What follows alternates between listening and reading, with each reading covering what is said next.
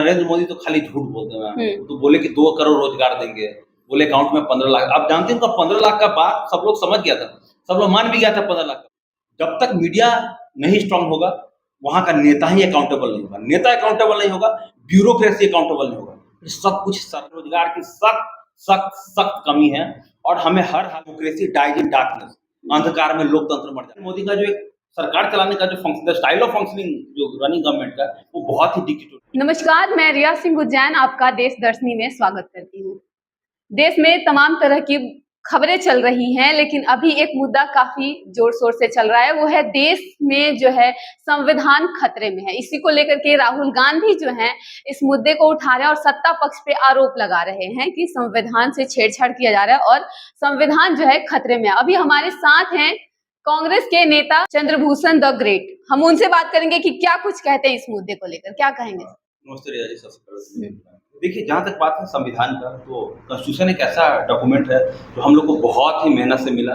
1947 में भारत आज़ाद हुआ और उसके बाद एक संविधान, और अगर आप पूरे वर्ल्ड में किसी भी कंट्री का उठा कर देख ले तो इंडियन कॉन्स्टिट्यूशन को एक बेहतरीन डॉक्यूमेंट माना जाता है ना। जहाँ तक बात है नेता विपक्ष राहुल गांधी जी का, तो जिन्होंने कहा, ये बार बार लोकसभा चुनाव के टाइम से ही बीजेपी के नेता कह रहे थे कि अगर हम सत्ता में आएंगे तो हम जो है संविधान बदलेंगे, संविधान बदलेंगे। उनके पहले छुट भैया नेता लोगों ने इस बात को कहना शुरू किया था और इसीलिए उन्होंने कहना शुरू किया था अब की बार 400 पड़ता कि हमको 400 सीट दो और हम यहाँ पे जो बेसिक डॉक्यूमेंट है, तो बेसिक चेंजेज हम वो लाएंगे। लेकिन क्या हुआ कि भारत की जनता ने इस बात को समझ लिया और उनको 240 पे लाके उनको बैसाखी का सरकार बना। अब तो वो संविधान बदलने के लायक भी नहीं है।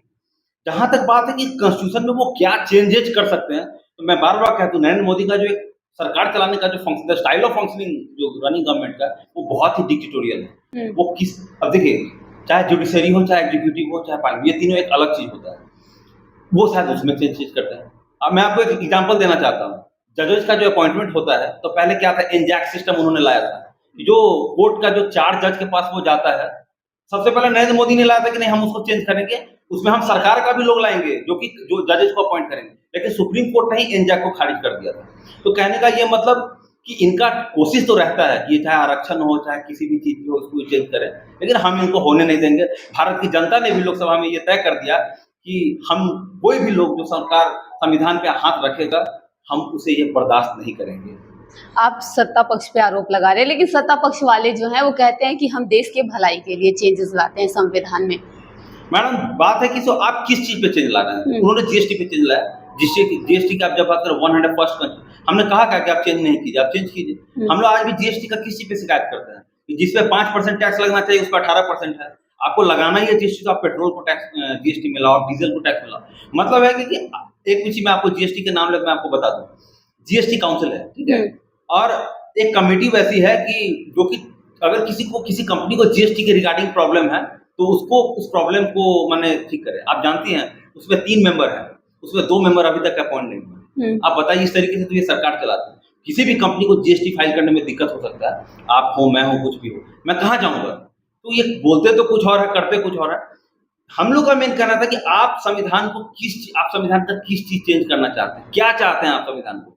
आप ये चाहते हैं 1 नेशन 1 इलेक्शन, क्योंकि नरेंद्र मोदी ने खुद 2019 के बाद बोला था 1 नेशन 1 इलेक्शन। आप चाहते क्या है कि हमेशा एक ही चुनाव हो पूरे देश भर में। तो कहने का मतलब कि इनका ये रिजर्वेशन पे भी हमला कर सकते थे। मैं रिजर्वेशन पे ज्यादा फोकस करना नहीं चाह रहा क्योंकि ऑलरेडी 50% रिजर्वेशन है, तो that's not a big deal.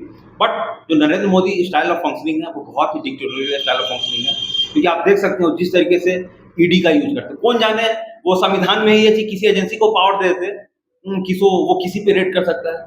मैं कैसे नरेंद्र मोदी पे विश्वास करूं जब उनकी एजेंसी 95 जितनी भी छापा मारती है, 95% छापा विपक्ष में मारती है, और जितना भी केस करता है उसका मात्र 2% केस का ही रिजल्ट आता है।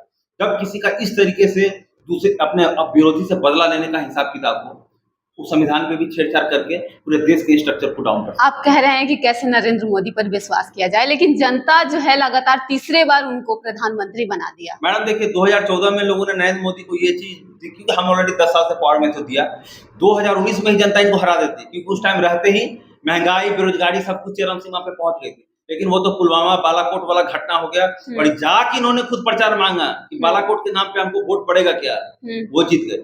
और 2024 आते आते इन्होंने मीडिया के, और मैं खुल के कहना चाहता हूँ, मैं मीडिया में हूँ, टीवी मीडिया के एक बड़े सेक्शन पे और अखबार पे एक बड़े सेक्शन पे कब्जा किया उसके द्वारा लोग को दिग्भ्रमित किया। और मतलब मीडिया में मोदी जी का कब्जा है। एक बड़े स्तर पे आप हाँ। लोग जैसी निष्पक्ष पत्रकार हैं, आज हाँ। भी चैनल में भी कुछ हैं, बट एक आज भी द हिंदू है, आज भी द इंडियन एक्सप्रेस है, लेकिन एक बड़े स्तर पे मीडिया पे मोदी जी का कब्जा है। ये मैं सबको बताना चाहता हूँ, क्योंकि मैं कांग्रेस का प्रवक्ता हूँ। मैं दिल्ली में भी था AICC में कुछ दिनों तक, वहां पे सभी मीडिया चैनल्स के लोग आते हैं। एक टाइम पे कांग्रेस पर भी ये आरोप लगा था कि कांग्रेस जो है मीडिया को बोलने नहीं देता है। मैडम चलिए, तो मीडिया को बोलने देता है नहीं देता अलग चीज है। हम ऐसा नहीं है कि हमको NDTV से प्रॉब्लम है तो हम NDTV को बेचवा देते हैं मजबूर करके। रवीश कुमार से प्रॉब्लम है तो रवीश कुमार का नौकरी छीन देते हैं। अजीत अंजुम से प्रॉब्लम है तो उनको नौकरी से निकलवा, मतलब इस तरीके से तो हम नहीं करते ना कि कोई भी पत्रकार मेरे खिलाफ है उसका नौकरी छीन लो। एक आखिरी एग्जाम, पूर्ण प्रश्न एचपी को हम लोग सब जानते हैं, AP न्यूज में थे, उनका प्रोग्राम आते ही रात 8 से 9 उनका चैनल। तो ये कहाँ तक सही है कि अगर सत्ता में हम हैं तो मीडिया का आवाज ही बंद कर देंगे, मीडिया को बोलने ही नहीं देंगे? ये बिल्कुल ये कांग्रेस में हुआ था ना मैडम। ये सब हम लोग कभी अगर हम इस तरीके से करते तो इतना मीडिया ग्रुप मैंने कभी आता ही नहीं। और मैं वाशिंगटन पोस्ट का एक बहुत फेमस कोट कहना चाहता हूँ आपको। अंग्रेजी का कोट है, उसका है डेमोक्रेसी डाइज इन डार्कनेस, अंधकार में लोकतंत्र मर जाता है। कभी भी मीडिया पे इस तरह का चीज होना ही नहीं चाहिए। आप देखिए वर्ल्ड में जितने भी टॉप कंट्रीज हैं, जो भी, चाहे यूनाइटेड स्टेट्स हो, खुल के डोनाल्ड ट्रंप के बारे में लिखते हैं, चाहे वॉशिंगटन पोस्ट हो, न्यूयॉर्क टाइम्स है।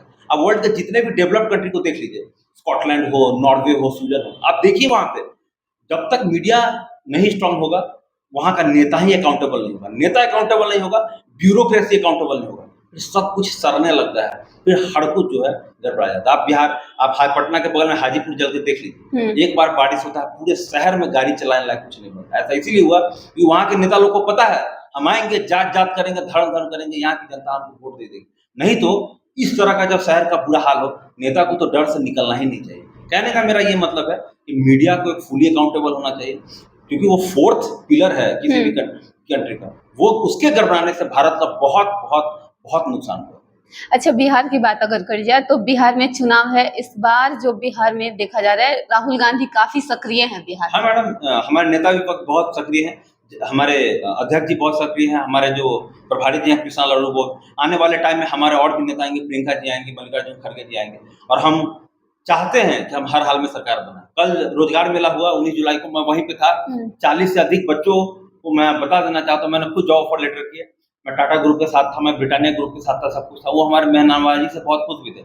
लेकिन मुझे वहां रोजगार मेला से एक चीज तो समझ में आया कि बिहार में रोजगार की सख्त कमी है, और हमें हर हाल पे देना होगा। 10,000, 12,000, 15,000 की नौकरी के लिए हजारों की संख्या में वहां थे। और पर्सनली कल मुझे बच्चा लोग से जान के पता चला कि यहाँ पे जो भी इंडस्ट्री है ना, वो डिसफंक्शनल है, दे आर नॉट फंक्शनिंग। हमारी जब सरकार आएगी, मैं मिनिस्टर बना, मैं खुद जाके मंत्री से बात करके, इंडस्ट्री से बात करके, जहां भी हो सके जो करना पड़े करेगा, ताकि लोग को 25,000, 30,000, अरे ठीक है हम बहुत बड़ा उद्योग नहीं ला सकते, छोटा उद्योग तो ला सकते हैं, ताला का फैक्ट्री तो ला सकते हैं, जूता का फैक्ट्री तो ला सकते हैं। कानपुर में ताला का उद्योग है ना। आप एक तरह से वादा कर रहे हैं जनता से। बिल्कुल, मैं जनता से कह रहा हूँ। और ये वादा मोदी जी भी किए थे। मैं नरेंद्र मोदी तो खाली झूठ बोलते हैं। तो बोले कि 2 करोड़ रोजगार देंगे, बोले अकाउंट में 15 लाख। आप जानते हैं उनका 15 लाख का बात सब लोग समझ गया था, सब लोग मान भी गया था 15 लाख का बात।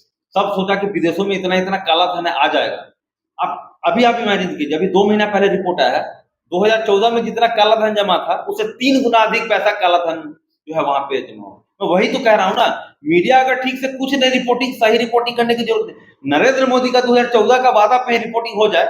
बार बार मीडिया पे अगर सवाल उठा रहे, तो अगर मीडिया अच्छे से रिपोर्टिंग नहीं करती तो इतना भ्रष्ट, इतना करप्शन कहाँ से सामने आ जाता? मैडम अभी जो कुछ भी सामने आया है ना, वो कुछ नहीं है मैडम, मैं आपसे कह रहा हूँ।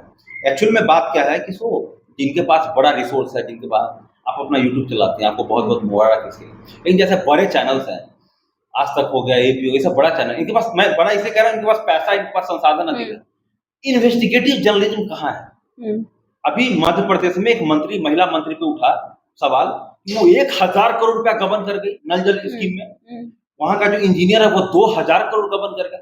30,000 करोड़ आया, 8,000 करोड़ अफसर मंत्री मिल गया। कहाँ है वो सब? नहीं मैडम, 1,000 करोड़ आम आदमी 50,000, 60,000 महीना कमाने के लिए पूरे महीने भर खटता है, तब जाके वहां पे एक मंत्री आई, और वो भी सेकेंड टर्म में मिले है, और वो 1,000 करोड़ खा गई। उसके जब मध्य प्रदेश के एक नेता ने ये चीज कंप्लेन किया, इंजीनियर, एक वहां का एक डिस्ट्रिक्ट इंजीनियर अपने अकाउंट में 150 करोड़ रुपया रखवाया है। कहाँ है इन्वेस्टिगेटिव जर्नलिज्म? ईडी पे इतना सवाल उठ रहा है, गौतम अडानी पे इतना सवाल उठ रहा है, सेबी पे इतनी सवाल उठ रहे हैं। हम लोग जो सेबी की प्रमुख थी, मैं उनका नाम अभी भूल रहा हूँ, उनके बारे में सेबी के ही अधिकारी लोग बोले थे, इसी is a very bad foul, office में बहुत बदतमीज से हम लोग बात करते हैं। कहने का मतलब है कि मैम जब ठीक से सवाल उठेगा तभी जनता के सामने बात आएगा। कहने का मतलब यानी कि ये भी है कि पूरा सिस्टम ही भ्रष्ट करके रखे हैं सत्ता पक्ष।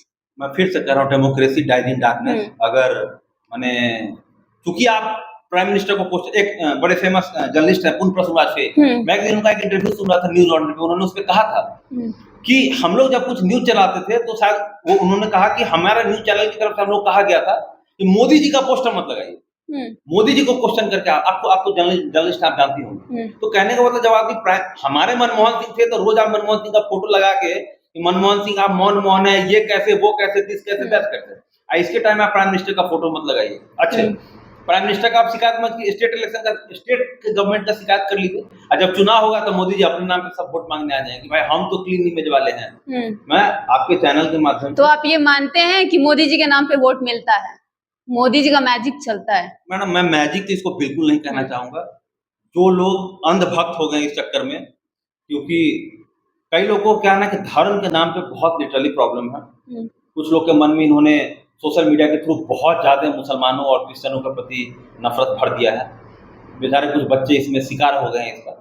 बाकी अगर किसी को कोई बहुत ही जेन्युइन वोटिंग करता, मुझे उस पर कुछ नहीं कहना, लेकिन कोई किसी से नफरत करके या कांग्रेस पार्टी के बारे में बुरा सोच के, और सबसे बड़ी बात बिना अर्थव्यवस्था का सही ज्ञान नहीं रखते हुए ये सोचे कि मोदी जी आए हैं देश का अर्थव्यवस्था बहुत अच्छा कर दिए, अज्ञानता में वोट कर रहा है, मैं कहूंगा ये मूर्खता है। आप इसको चेंज कीजिए, आप एक्चुअल रियलिटी समझिए कि क्या हो रहा है, और फिर अपने विवेक बुद्धि से, क्योंकि राइट टू वोट आपका, आप वोट कीजिए।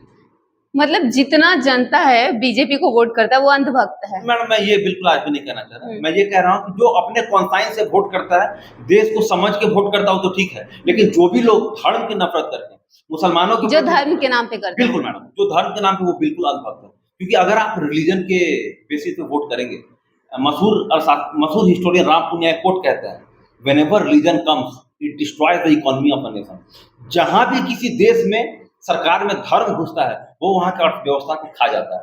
आप पाकिस्तान देख लीजिए, आप बांग्लादेश देख लीजिए, आप श्रीलंका देख लीजिए, सब के सब कंट्री बर्बाद हो जाते हैं। आप चाइना देखिए, वहां पर रिलीजन एक कोई बड़ा इशू नहीं है। आज $18 ट्रिलियन के साथ वो वर्ल्ड का सेकंड लार्जेस्ट इकोनॉमी है। आप अमेरिका को देखिए, वहां पे धर्म कोई मुद्दा नहीं है सरकार चलाने में, वो $25 ट्रिलियन के साथ वर्ल्ड का सबसे बिगेस्ट इकोनॉमी है। हमारे देश में अभी धर्म आ गया हमारे सिस्टम में, ये यहाँ की इकोनॉमी को ही डिस्ट्रॉय कर रहा है, और लिटरली कर रहा है इकोनॉमी को डिस्ट्रॉय। अच्छा, बिहार में बात करी जाए तो जितनी भी पार्टियां वो कोशिश कर रही हैं कि बिहार में महिलाओं को अट्रैक्ट किया जाए, महिलाओं के वोट पर ज्यादा जोर लगा रहे हैं। जैसे कि राहुल गांधी की बात करी जाए तो वो 2500 रुपए देने की बात कर रहे हैं, आधी आबादी पूरा हक का बात कर रहे हैं। मैडम बिल्कुल सही कह रही हैं, माई बहन योजना हम लोग इसको बोले, और 2500 रुपया देने की हम लोग बात कर रहे हैं। और देखिए, जब किसी घर में जब कोई महिला पढ़ लिख लेती हैं तो ऑलरेडी वो फैमिली डेवलप हो जाता है। कहते हैं कि the mother is the first teacher, और mother is the first teacher, माँ ही हमारी पहली गुरु। तो कहने का ये मतलब है कि जो वीमेन एम्पावरमेंट बहुत जरूरी है, और जो महिलाएं सही में काम करना चाहती हैं उनको वर्कफोर्स में लाना जरूरी है। और ये आपने एक बहुत बेहतरीन क्वेश्चन पूछा, मैंने इसमें एक जवाब देता हूँ। हम लोग हमेशा सऊदी अरब का शिकायत करते हैं कि सऊदी अरब में कुछ नहीं है, सऊदी अरब में औरत को इतना दबा के रखा जाता है, बिना परमिशन का कार चलाने नहीं दिया जाता। हम लोग कई तरह का बात करते हैं। अगर आप लेबर फोर्स पार्टिसिपेशन रेट देखें तो चाइना का 64% लेबर फोर्स पार्टिसिपेशन रेट है, माने हर 100 में से 64 लोग काम करते हैं। आप वीमेन का LFSR 58% है, हर 100 में 58 महिलाएं काम करती हैं।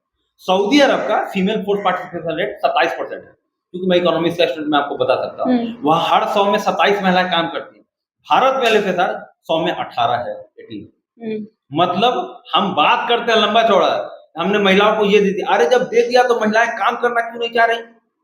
और अगर कोई ये कहे हर महिला समृद्ध हो गई है, फिर भारत वो देश है जहां पे प्रति व्यक्ति 1,70,000 रुपया सालाना है, 13,000 रुपया महीना। भारत वो देश है जहां पे टॉप 10% के पास देश का 60% संपत्ति है, और बॉटम 50% के पास देश का कुल 3% संपत्ति है। मतलब एक बहुत बड़ा आबादी यहाँ पे गरीब है। आखिरी लाइन में इसमें कहना चाहता हूँ, वरिष्ठ अर्थशास्त्री अरविंद सुब्रमण्यम एक बात कहा करते हैं कि अगर हम स्टैंडर्ड लेवल में देखें, इंटरनेशनल स्टैंडर्ड में, तो भारत में केवल 15 से 20% आबादी है मिडिल क्लास की आबादी है। टॉप का 10% अमीर मान लीजिए, 15 से 20% को मान लीजिए मिडिल क्लास, बाकी का 70% कहाँ गया? सब वो लोग हैं जो कि महीने ठीक से घर चलाने के लिए भी सोचते हैं। मतलब है कि बड़ी तादाद में महिलाएं काम करना चाहती हैं, लेकिन चूंकि हमारे पास अच्छे जॉब ऑप्शन नहीं है, गुड पेइंग जॉब्स नहीं है, सेफ है, सिक्योर प्लेस नहीं है जहाँ पे कि महिलाएं काम करें, वहां पे जाकर सुरक्षित से काम कर सकें, इसीलिए वो घर में है। इसलिए हम कांग्रेस पार्टी, हमारे नेता विपक्ष राहुल जी और हमारी नेत्री श्रीमती प्रियंका गांधी, हम लोग बार बार कहते हैं कि जो भी महिलाएं काम करना चाहती हैं, हम उनके लिए सेफ वर्क प्लेस प्रोवाइड करेंगे और उनको हम मेन स्ट्रीम वर्क फोर्स में लाएंगे। इस बार के चुनाव में 2500 रुपए जो महिलाओं का देने का बात हुआ है, कितना काम करेगा? मैडम एक्चुअली मैं आपको एक चीज बता दूं, एक्चुअली बार बार कैश देने का बात इसलिए होता है क्योंकि ये इकोनॉमी को जंप स्टार्ट करता है। अगर हमने मान लिया कोई गरीब महिला, हमने उन्हें 2500 दिया, वो अपना कुछ भी खरीद सकते हैं, वो चूड़ी खरीदें, वो साड़ी खरीदें। एक्चुअली उन्होंने एक साड़ी खरीदा तो एक फैक्ट्री को ये ऑर्डर तो गया कि तुम एक और साड़ी बनाओ, उन्होंने चूड़ी खरीदा तो बेंगल इंडस्ट्री को एक और चूड़ी बनाने का ऑर्डर था। कहने का मतलब मैम ये कैश, और ये हर कंट्री में होता है, cash is given every country, चाहे अमेरिका में होता है। मैं एक्चुअली यूएस का बता दूं, जब कोविड हुआ था तो अमेरिका में हर पति पत्नी और 2 बच्चे के परिवार में 9,23,000 रुपया सबको दिया गया था कैश। और ये इतना पैसा था कि लोग घर में बैठे बैठे सेकेंड हैंड कार भी खरीद लिए, अपना सारा कर्जा भी चुका लिया। भारत में तो एक बहुत बड़े तबका को कुछ मिला भी नहीं। कहने का मतलब कैश दिया जाता है ताकि इकोनॉमी को जंप स्टार्ट करे। और मैं पूरा इस बात से मैंने अभिभूत हूँ इस बात से कि महिलाएं इसको हाथों हाथ दे रही हैं। मैं कई सारे जो कांग्रेस के कैंडिडेट हैं, मैंने उनका रिव्यू किया है, माई बहन योजना को 2 दिन पहले ही जस्ट मैं, यानी कि कांग्रेस को फुल सपोर्ट मिलेगा महिलाओं का? मुझे पूरी उम्मीद है। और मैं तमाम महिलाओं से ये रिक्वेस्ट करना चाहता हूँ कि चाहे एजुकेशन का मुद्दा हो, चाहे हेल्थ का मुद्दा हो, चाहे नौकरी का मुद्दा हो, चाहे इंफ्रास्ट्रक्चर का मुद्दा हो, हम लोग इस बात को पूरी प्रमुखता से उठाएंगे। हम अगर सरकार में आए, हमसे जो हो सके हम वो करेंगे। तो अभी आप हमारे साथ सुन रहे थे चंद्रभूषण द ग्रेट को। क्या कुछ कहा उन्होंने बिहार को लेकर के, बिहार के विकास को लेकर के, बिहार में महिलाओं को लेकर के। बाकी आप अपनी प्रतिक्रिया हमें कमेंट बॉक्स में जरूर दें।